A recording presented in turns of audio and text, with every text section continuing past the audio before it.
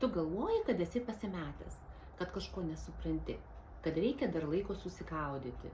Bet tiesa yra daug paprastesnė. Tu nepasimetęs, tu tiesiog gyveni ne savo gyvenimą. Ir giliai viduj tu tai jauti. Tas keistas spaudimas, tas jausmas, kad kažkas ne taip, kad lyg viskas ok, bet ne iki galo. Ir tu bandai tai taisyti per darbus, per žmonės, per naujus planus.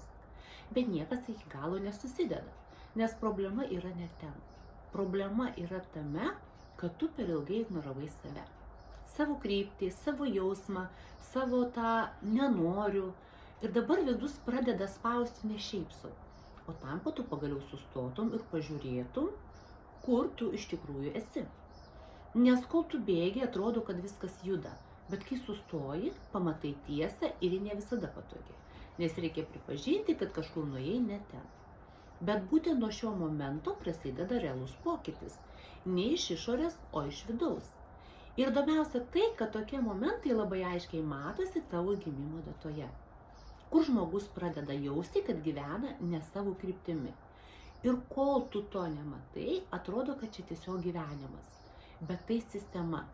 Jeigu jauti, kad čia apie tave, parašyk. Pažiūrėsim, kur tu nukrypai.